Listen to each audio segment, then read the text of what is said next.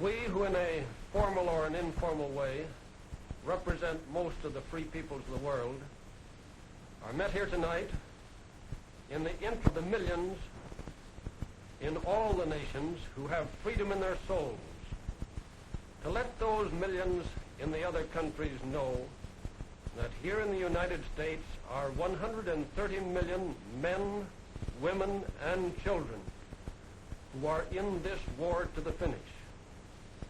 Our American people are utterly resolved to go on until they can strike the relentless blows that will assure a complete victory, and with it win a new day for the lovers of freedom everywhere on this earth. This is a fight between a slave world and a free world. Just as the United States in 1862 could not remain half slave and half free, so in 1942 the world must make its decision for a complete victory one way or the other. Down the years, the people of the United States have moved steadily forward in the practice of democracy. When the freedom-loving people march, when the farmers have an opportunity to buy land at reasonable prices and to sell the produce of their land through their own organizations, when the workers have the opportunity to form unions and bargain through them collectively, and when the children of all these opportunities are open to everyone, then the world moves straight ahead. But through the leaders of the Nazi Revolution, Satan now is trying to lead the common man of the world back into slavery and darkness. For the stark truth is that the violence preached by the Nazis is the devil's own religion of darkness. So also is the doctrine that one race or one class is by heredity superior, and that all other races or classes are supposed to be slaves. The March of Freedom of the past 150 years has been a long, drawn-out people's revolution. This great revolution of the people, there were the American Revolution of 1775, the French Revolution of 1792, the Latin American revolutions of the Bolivarian era, the German Revolution of 1848, the Russian Revolution of 1918. Each spoke for the common man in terms of blood on the battlefield. Some went to excess, but the significant thing is that the people groped their way to the light.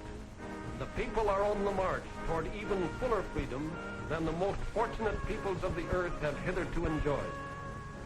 No Nazi counter-revolution will stop it. The common man will smoke the Hitler stooges out into the open in the United States, in Latin America, and in India. He will destroy their influence. No Lavals, no Mussolinis will be tolerated in a free world. The people, in their millennial and revolutionary march toward manifesting here on earth the dignity that is in every human soul, hold as their credo the four freedoms enunciated by President Roosevelt. We who live in the United States may think there is nothing very revolutionary about freedom of religion, freedom of expression, and freedom from the fear of secret police. But when we begin to think about the significance of freedom from want for the average man, then we know that the revolution of the past 150 years has not been completed, either here in the United States or in any other nation in the world.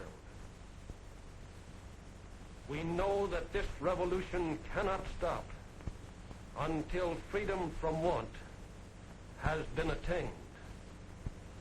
And now, as we go forward toward realizing the four freedoms of this people's revolution, I would like to talk about four duties. It is my belief that every freedom, every right, every privilege has its price, its corresponding duty, without which it cannot be enjoyed. The four duties of the People's Revolution, as I see them today, are these. The duty to produce to the limit. The duty to transport as rapidly as possible to the field of battle. The duty to fight with all that is in us.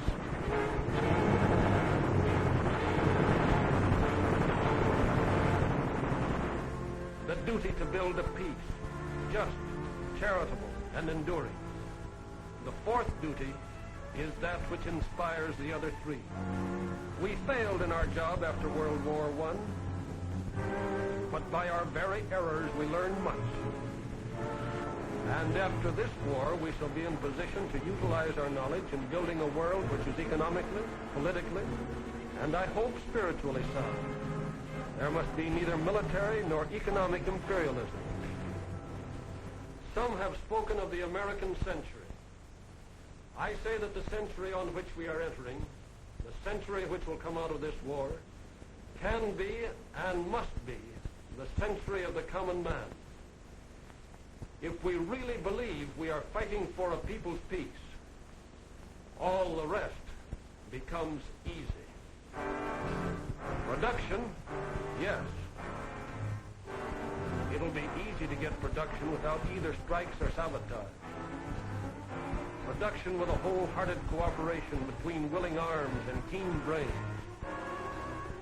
Enthusiasm, zip, energy, geared to the tempo of keeping at it everlastingly day after day.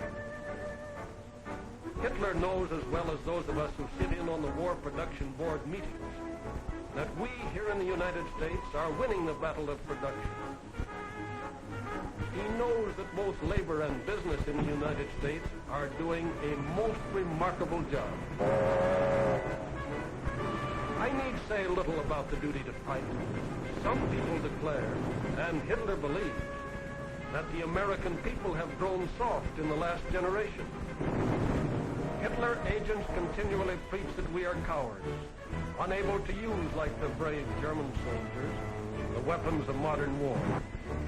It is true that American youth hates war with a holy hatred. But because of that fact, and because Hitler and the German people stand as the very symbol of war, we shall fight with a tireless enthusiasm until war and the possibility of war have been removed from this planet. We shall cleanse the plague spot of Europe, which is Hitler's Germany, and with it the hellhole of Asia, Japan.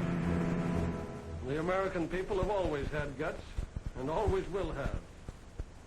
You know the story of bomber pilot Dixon, and radio man Gene Aldrich, and ordnance man Tony Pastula. The story which Americans will be telling their children for generations to illustrate man's ability to master any fate. These men lived for 34 days on the open sea in a rubber life raft 8 feet by 4 feet, with no food but that which they took from the sea and the air, with one pocket knife and a pistol. And yet they lived it through, and came at last to the beach of an island they did not know.